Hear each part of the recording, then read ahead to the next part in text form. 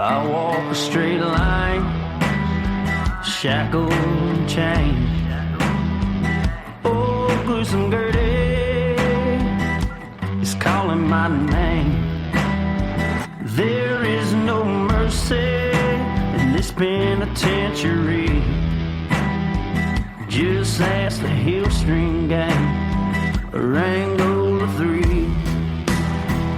I'm here for life, I'm here to die. Inside these walls, inside the wire. And when the wolf cries, I know it's over. Oh, bloody Angola. Oh, bloody Angola.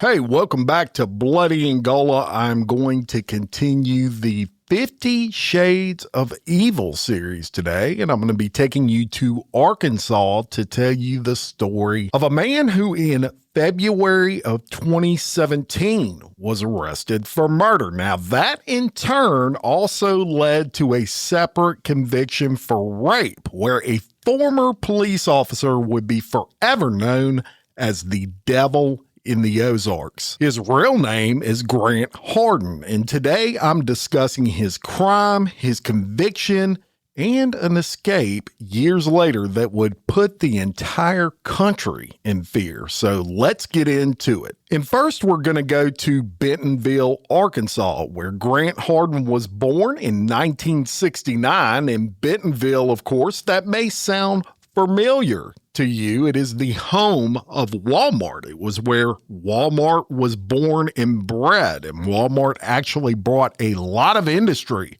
to that area of Arkansas. Very well known now, but in those days, a very sleepy town, the late 1960s.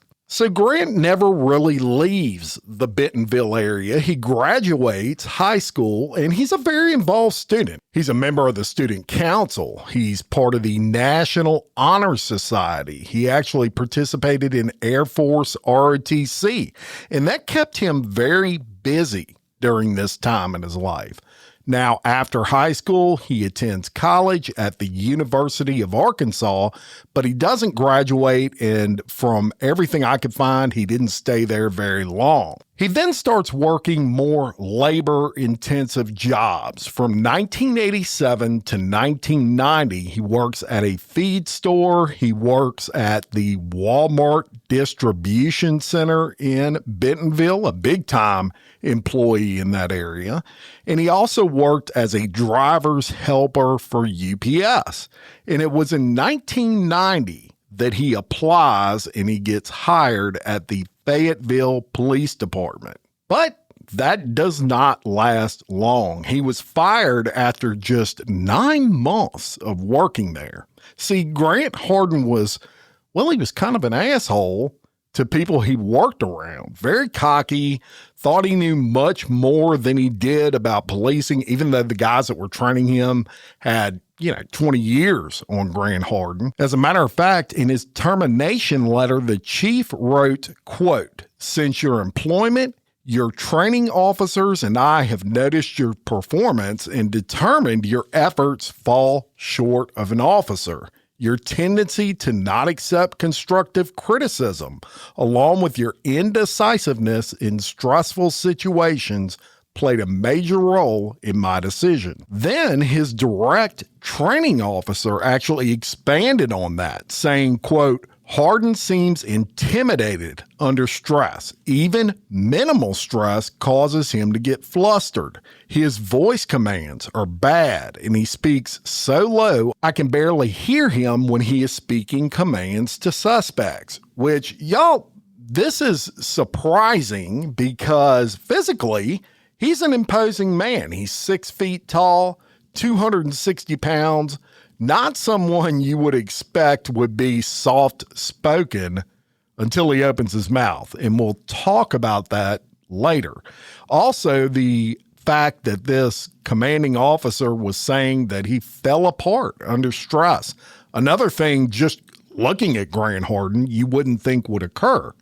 Nonetheless, he gets fired, and at this point, it's 1991. Rather than get out of policing altogether, he just switches departments, really. And he gets hired on at the Huntsville, Arkansas Police Department. Now, you would think this job would suit him better. Smaller department. Heck, at that point in time, there were less than 3,000 people in the whole town. But in less than a year, he resigns from that department for what he listed as personal reasons. And he's out of work for nearly a year before he takes a job as a patrol officer with the Eureka Springs Police Department. And again, major issues. Hardin learns somehow that he's going to get fired for several issues. Now, he was doing things like using excessive force during arrest, poor decision-making. He had even been caught lying on a police report. So Hardin resigns before Eureka Springs Police Department can fire him. Now, he had been at this job a little bit longer than in the past. He actually made it 3 years in this department. But in October of 1996, according to some reports, he was fired. Now, there are other reports that conflict that and say that he actually worked for Eureka Springs Police Department through December of 1997. Look, sometimes these reports conflict, and I'm not 100% sure on which is right. It doesn't play a major role in this story, so go with whichever date you choose on that. But I am going to bring you to 1997, November of 1997, and I'm going to tell you about an elementary school teacher by the name of Amy Harrison. Now, Amy was 27 years old in November of 97, and she was a married mother. As a matter of fact, she was married to a police officer. On November 9th of that year, she had to do, like most teachers do, they use the weekend to catch up on things like lesson plans, etc. So she heads into school to her classroom on a Sunday to do just that. And the reason she chose a Sunday is she knew the school was unlocked because they had a church service for a local church that would meet actually in that school every Sunday. So she goes to her classroom and she locks the door. Now, she didn't do this out of fear. She primarily did this because they were having church service in the school and she wanted to avoid getting interrupted while she was in the middle of working. And look, Arkansas, this part of Arkansas, everybody's pretty friendly. And if they see a teacher sitting in their classroom as they're going to church service, they're going to stop and talk to her. And she loved to do that, but she was really behind on some work and didn't want to get interrupted. So this teacher's in her classroom. She's working hard. She's in there for about 30 minutes or so when someone pulls on the door and then knocks on it. Now, she assumes this is someone from the church service, and being in the middle of work, she just kind of kept as quiet as possible, kind of hoping they would go away. And after a few minutes, she didn't hear anything. So she opened the door because she had to head down the hallway and go to the bathroom. And the bathroom was 20 feet or so from her classroom, not very far. She goes into the restroom, she freshens up, takes care of her business, and upon exiting the bathroom, horror, she's confronted by a man standing right there in the bathroom door with a gun pointed directly at her head. He has on a knit cap and he has on sunglasses, so she can see everything from his nose down, but nothing above that. And he forces her back into the bathroom, and it's apparent what he's about to do because the first thing he says to her is, "Get on your knees." Now, she is obviously very scared, and she complied. Whatever she had to do to go home alive, she was willing to do. As she gets down on her knees, she notices that this guy only had socks on, and that stuck out to her. No shoes, just socks.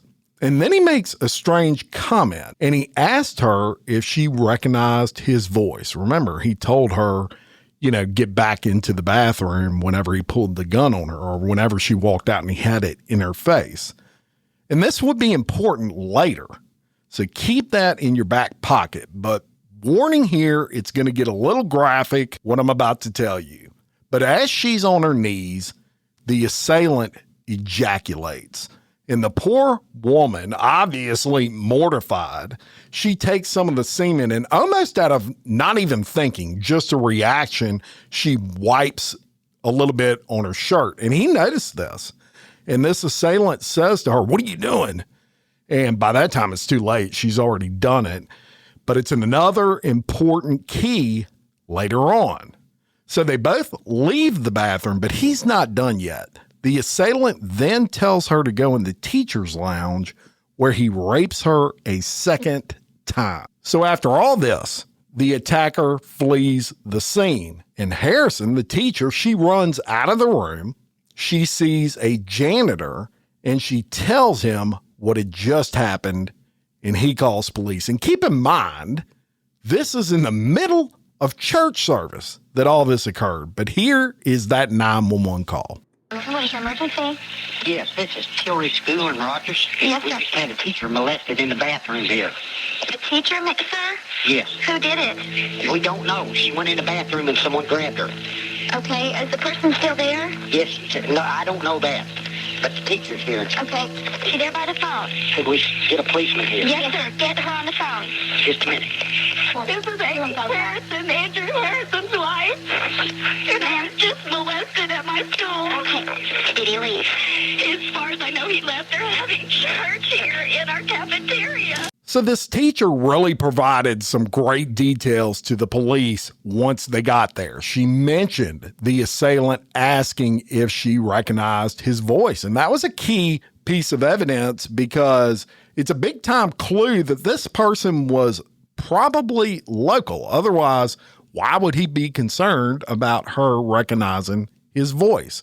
It was also key that she noticed he didn't have shoes on because police were able to kind of ascertain this is probably someone who knew what they were doing and didn't want to leave shoe prints. So whoever this was, either they took off their shoes to sneak up on her or they took off their shoes so as not to leave shoe prints.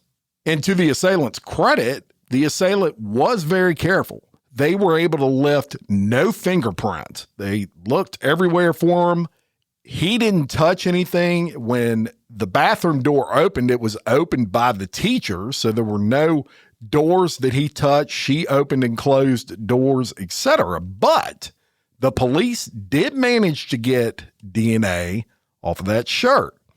However, in addition to what was collected via a rape kit that this lady had to take, it would be a while before that DNA would come back. And remember this teacher is the wife of a cop. So there's obviously a ton of investigative support on this one. Law enforcement from all over the area would assist, but the days turned into weeks, the weeks into months, months into year, and the DNA that was pulled off of that shirt and out of that rape kit was uploaded to what's known as CODIS, which is a database that I'm sure you're all familiar with. But remember, this is 1997. Advancements in DNA were not there. DNA was in its infancy.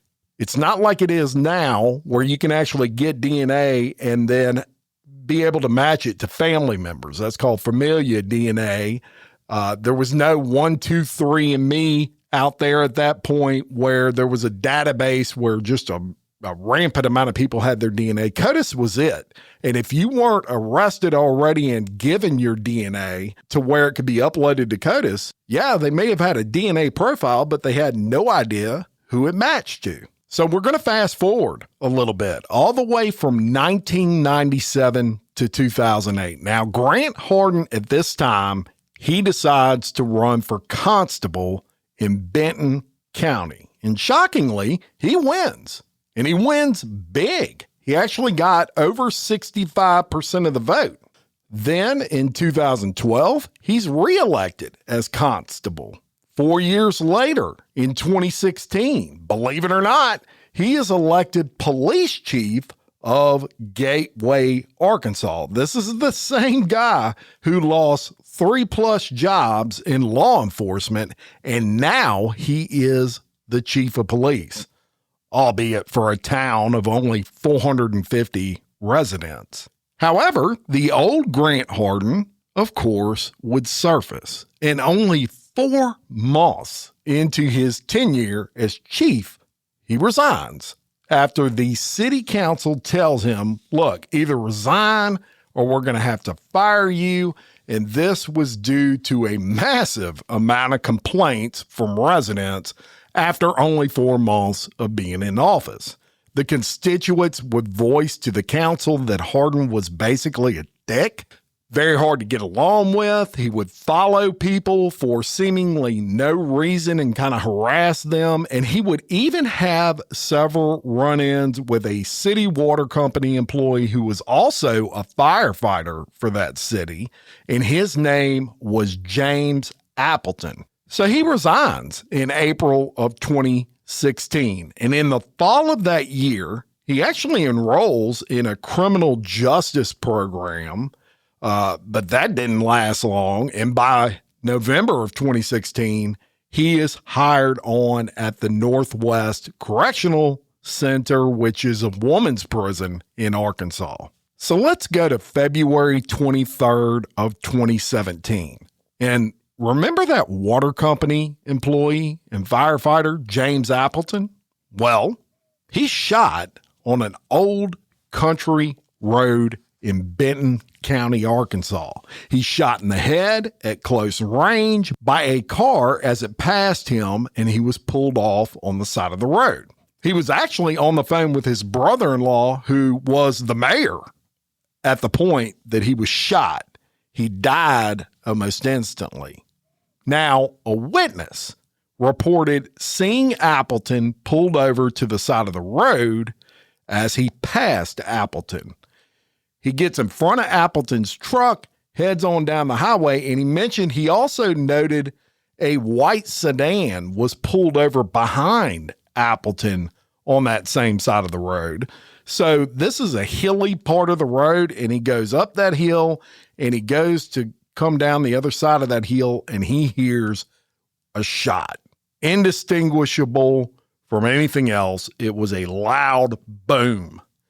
It concerned him so much that he actually turned his vehicle around and he headed back the way he was coming, and he finds Appleton slumped over the driver's seat of that truck, dead from a gunshot wound. Now, he calls police. Police arrive, and they talk to this witness, and they ask if he recognized the driver of the sedan or the sedan itself that was behind Appleton's vehicle. And the witness, who had lived in the area his entire life and knew everyone there, he basically says, hell yeah, that was Grant Hardin. And he was 100% sure of it.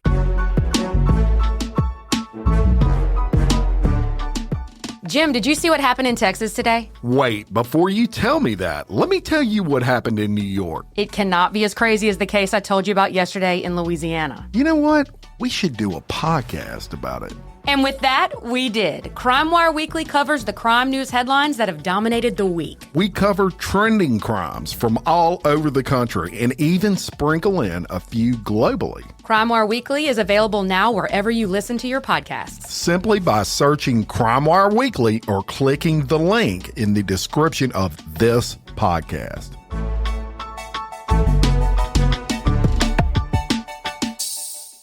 So police, they immediately haul Hardin in for questioning. And look, he's got a wife. He's got a young child. She's probably about 12 at this point, a young child.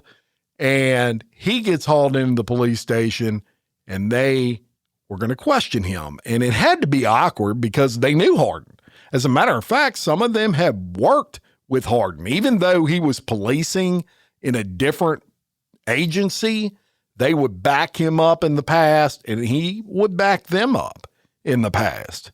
So at the police station, almost immediately, Hardin refuses to talk. Listen to this clip.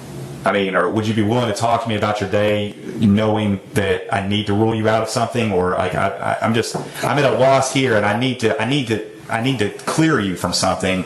And if you didn't do anything wrong today, you have nothing to worry about. And that's kind of where we're at. Well, I would have liked to, but before the rights were read. So not knowing what's going on. Yeah, and you understand as a detective, we read those rights to everybody who comes in here. It's not just you, but when we interview, kids, and it's everybody. Once you come into our facility, we that's something we have to do. It's not something. It's not just something we're doing for you. It happens to everybody that walks through this room and talks to us. Because, I mean, it's just like anything else that we do. We have to cover all of our bases. And that's what we did by reading you those rights. So we need to know. I mean, does that make sense? Like, I know you've been a police officer for a while now, so you understand, how everything works. And so I've got to rule you out as a suspect. And if I can't do that, then we're at a standstill. Does that make sense? Mm-hmm. Okay. So what happened today? Can you walk me through your day about what happened today? I have to remain silent. Okay. On that. Okay. So you're telling right. Okay. So you're telling me you did do something today that was wrong, then? Is that what I'm getting at? I mean, I'm just silent. Okay. So you just don't want to talk to me because what reason? I don't understand what. They snatched me up out there and. Nobody told me anything. I don't understand. Okay. Why I couldn't be told what's going on and. Okay. So did you? I guess my question is this: knowing what I just told you, okay. I guess if it was me and I was, if I was in your position, I'd be like, "Hey, James, I did this. Grant, I did this. I was at, here, and here," and I would just be done with it, and that way you can get out of here. But at this point, I can't clear you from this because you could still potentially be a suspect. Does that make sense? I don't know if I'm not explaining it right or what. Yes, I'm explaining it fine. I just have to, once the rights have been read, I have to, it says I have the right to be silent. Yes. Okay. I don't understand why I'm a suspect, no. Well, that's for me to know and for you to tell me why you're not a suspect. We can do this all night. I mean, it doesn't bother me. You're going to continue to be a suspect until I find out otherwise. Okay. So as you can probably tell, the male detective that you hear speaking and questioning Hardin, he did not gee-haw with Hardin, to say the least.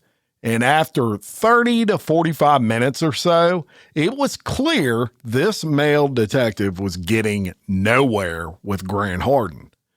But there was another detective in that room that you didn't hear, a young female detective, and her name was Nakana Cordero. She was amazing. And as a matter of fact, she had worked in the past with Hardin. He had backed her up as part of another department on some sort of, calls that you would get in the middle of the night that someone's breaking in a house or something. So they have worked with each other in the past. And she provides one of the best interrogations that I have ever seen. I want you to listen to this clip. But I think today you've dealt with a bad situation. I just want to know what happened. I'm sure a lot of people are gonna want to know, what answers, especially your family. I would. I do. I want to help you. That's the bad part. I want to help you figure it out. All I can do is sit here and say, well, listen, work it out with you. Figure it out together. But you have to be willing to talk to me about it. I'm a pretty real person. I know. pretty straightforward. Nice to me. I just, I know it's uncomfortable. I know it's uncomfortable and nerve-wracking sitting in a room by yourself with people that you've worked with in the past, knowing the situation, but like I said, I wasn't there. You're the only one who can kind of fill in the blanks at this point. Am I right?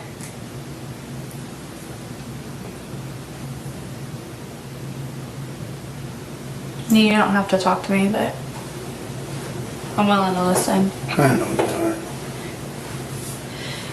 We all make mistakes. We all get put in positions. We're all human. We all react a certain way. We all have emotions. Sometimes we overreact. Sometimes we're put in situations we don't want to be put in. Like, I'd rather, have met you again outside having coffee instead of seeing you for the second time in here. But I don't know. I think you just made a mistake today. Or somebody made a mistake today. And I think you know what happened. I just want you to help me understand it. Because I really do. I want to understand what happened.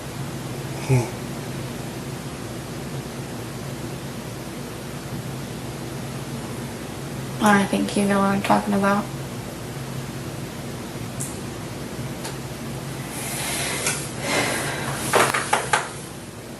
And I think you know that some things are going to come out.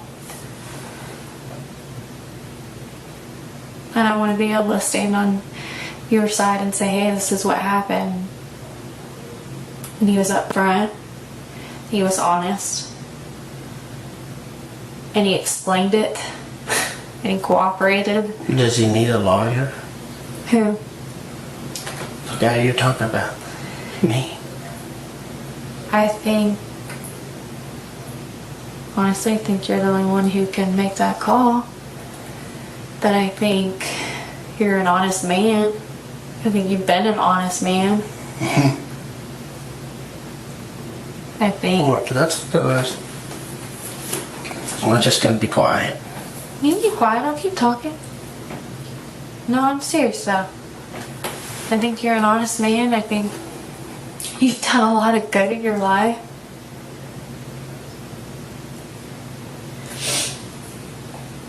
All you've done is spent your life helping others, just like I have. Now you've had something happen and you're trying to figure it out, but how are you supposed to figure it out on your own? Like, why not let me help you figure it out? Help me understand what happened today so I can help you before everything else comes out. So there's an explanation instead of it just looking bad. Because I don't want you to be portrayed like this horrible monster. If you made a mistake, you made a mistake. You're no different than anybody else. Everybody's human. Trust me, I've made plenty of mistakes in my life. So she continued for well over an hour. And this young detective, as you can probably tell, is good. Soft voice. She doesn't appear threatening. She's there to help him. As a matter of fact, in this interrogation, she refers to Hardin's daughter several times, which is a tactic. And I mean, she was so good, I was almost ready to confess to that crime. And she got close to getting Grant Hardin to talk about the crime itself, but he never cracked. And toward the end, he asked for a lawyer, which is kind of the trump card for interrogators, because once you ask for a lawyer as a police officer, it's over with. You got to do what they ask for. Do you want to talk to me? Can I get a lawyer? Yeah. I don't feel like I need to. It's up to you. But You can obviously something's going on and I need one. It's up to you. I just want to hear your side, but I want to get a lawyer. okay. I can't give you advice on that. Okay. I can't talk to you anymore because you asked for a lawyer.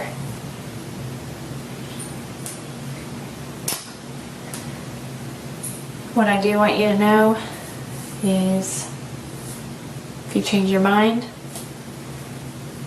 you know my name, you can always ask for me. Okay? You have to be the one to reestablish that. Okay?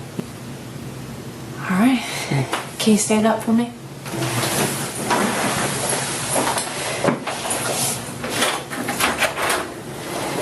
Alright, go ahead and turn around, put your hands behind your back. Being placed under arrest for capital murder. So as you heard, Grant Hardin lawyers up and he's arrested. And the voice, let's go back to the voice. I haven't talked about that yet, but did you hear it? Very distinctive, almost childlike, his voice.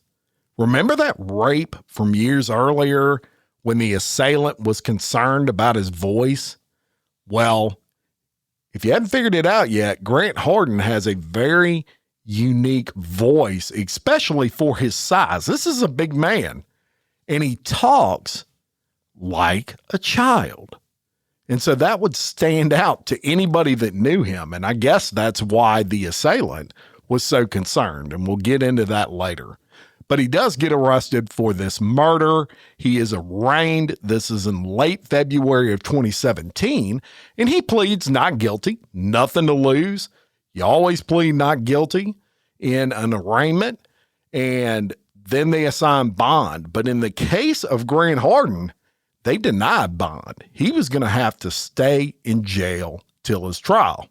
And it wasn't long after that Hardin and his defense team, they had time to look over all the evidence that prosecutors had. And they realized prosecutors had a massive amount of evidence related to this shooting. So on October 16th of 2017 in Benton County, Hardin enters a guilty plea. Now, that doesn't come without an agreement of some sort, and that agreement included a recommended sentence of 30 years in prison with all of his appeal rights waived. During this plea hearing, Hardin actually addressed the Appleton family directly, stating, quote, "I don't know how to express it, but I'm sorry," unquote. He is then sentenced to 30 years in prison to be served at the North Central Unit Prison. This is in Calico Rock, Arkansas. So while Grant Hardin is acclimating to life behind bars, on February 12th of 2018, the Arkansas Crime Lab has collected his DNA and they're now going to enter it into CODIS, that database, which this is done in Arkansas and most other states with every new inmate that gets put into prison. But guess what? It hits as a match to the semen that elementary school teacher wiped on her shirt way back in 1997. Grant Hardin was indeed the rapist of teacher Amy Harrison. So the police, they announced this DNA link publicly, and he is charged with 2 counts of rape while already in prison for murder. And he's really dead to rights, right? This DNA evidence, it's 99.99999% positive. And rather than go to trial, Hardin pleads guilty. This is on February 8th of 2019 to those 2 counts of rape. And he's sentenced to an additional 25 years per count to run consecutive. So it's a total of 50 years. Now, all told, Grant Hardin now has to spend 80 years in prison. And that's a long time. That's a lifetime, in fact, for Grant Hardin, to never see life outside of prison again. He would spend the rest of his life behind bars. Or would he? So by May of 2025, Hardin was still in that North Central unit. It's a medium security prison. But Hardin, at this point, 56 years old, he wasn't just going to rot behind bars. Drawing on his law enforcement background, he began plotting an escape that would honestly expose some glaring flaws in the prison system and trigger a 12-day manhunt. So Hardin's scheme takes root in the prison's kitchen, where he had been assigned a work detail, and everybody wants to work in the kitchen. That's the place to work in prisons. He somehow managed to get that job, and for 6 long months, he observed the routines of guards and inmates alike. And he would note in his mind there was kind of a lack of security around lunch times and kitchen times in general that were unique to that area of the prison. So the kitchen kind of became his learning ground. And he would actually steal black Sharpies from all around the facility. And the reason that he did this was he would painstakingly dye an inmate uniform and a kitchen apron in deep black from that Sharpie marker to mimic a correctional officer's uniform, which were all black. He then fashioned a makeshift badge from a soup can lid in the cover of a Bible, and he would polish it to give it a certain detail where at a slight glance, it would look like a real badge. Then he would put on his newly dyed black pants, a black t-shirt, and a black baseball cap that he managed to get his hands on to complete his disguise. Hardin even smuggled out small amounts of food and distilled water from his CPAP machine, and he would stash them for his escape. And he chose May 25th of 2025, which is a rainy Sunday, because he had overheard staff discussing a new policy that may tighten kitchen access soon. He knew it's time to make my escape.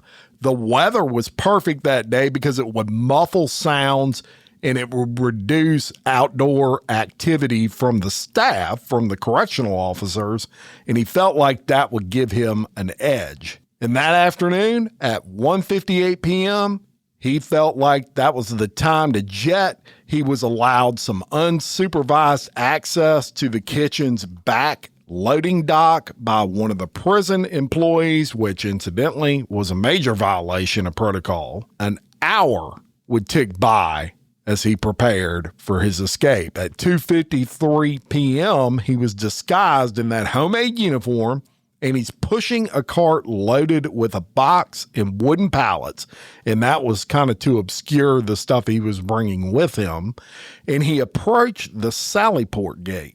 He signals up to the control tower to open the gate, and another employee, failing to verify the identity of Hardin, he opens the gate. He assumed this was a legitimate officer. At first glance, it looked like a legitimate officer. And Hardin, he just strolled right out the freaking gate, very casually, and he vanishes into the dense woods that surrounded that prison. It was a brazen walk to freedom, y'all. And you could tell by the way he did it, he was someone that knew how to walk like a police officer because he used to be one. Now, back inside at about 3:08 p.m., they notice this is a little over 10 minutes later, but correctional officers noticed Grant Hardin's missing. But it wasn't until 3:40 p.m. that they initiated a full lockdown. And that's basically these correctional officers realizing this guy's done hauled ass and we want to find him before we have to report this to a lieutenant because we're going to get fired over it. But at 3:40, they realized we can't find this sucker anywhere. By then, he had a pretty good head start. And this is the Ozarks, y'all. This is some unforgiving terrain. And he had about an hour head start Authorities launch an immediate manhunt, and imagine the press this is going to generate. This is a murderer and a rapist that just walked out of your prison. They got tracking dogs. Local sheriffs showed up, state police, the border patrol even. And the search spanned a huge mountainous region full of caves, full of hiding spots. There's a lot of water, creeks, etc. that he could get the scent off of himself. Helicopters were buzzing overhead. They were looking everywhere for Grant Hardin. And for 12 grueling days, Hardin somehow manages to evade capture. Now, he survived on the bare minimum that's available in the wilderness. Berries, raw eggs taken from birds' nests, and he even ate ants for protein. And he did have some rations that he had smuggled out of the prison as well. And this wilderness was also rain-soaked, so it was hard for the dogs to track him, and he managed to stay one step ahead. However, on June 6th of 2025, around 4:00 p.m., tracking dogs pick up a scent near Moccasin Creek, which is only about 1.5 miles northwest of the prison. Law enforcement closes in. Hardin attempts to run. He bolts through an underbrush, but officers see him and tackle him to the ground, and the manhunt was over. Hardin was back in handcuffs and headed back to prison. Now, of course, in the aftermath, investigators found some pretty big systematic failures that shouldn't have occurred, and 2 prison employees were fired, one for allowing the unsupervised dock access, and the other for opening the gate that he walked out of without identifying him first. And Hardin himself would face some pretty swift justice for his escape on February 17th of 2026, only a couple of weeks from this recording. He pleaded guilty to second-degree escape in Izard County Circuit Court, and he received an additional 13 years to be served consecutive with his other sentence. And then he was transferred to what's known as Varner Supermax Prison in Gould, Arkansas, where he now resides in maximum security. So all told, he now has 93 years in prison, increasing from 80 years that he originally had prior to his escape. But now that is all in a Supermax facility. And I'm comfortable saying he will never taste the free world again, because you ain't escaping from a Supermax. No way. So there you have it, the story of what is widely considered the most dangerous inmate in Arkansas, and that is Grant Hardin, the devil in the Ozarks. Thank you so much for listening. I'll be back next week with another episode of 50 Shades of Evil. Not sure what state I'm going to go to. I'll decide that in the next couple of days. But until then, check out the Patreon, patreon.com/Bloody Angola Podcast. And until next time, for Bloody Angola, I'm Jim Chapman. Much love.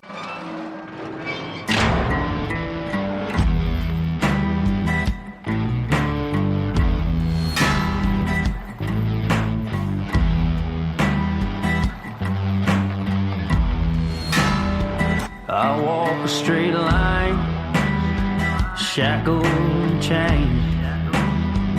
Oh, gruesome Gertie is calling my name. There is no mercy in this penitentiary. Just ask the Hill String Gang or Angola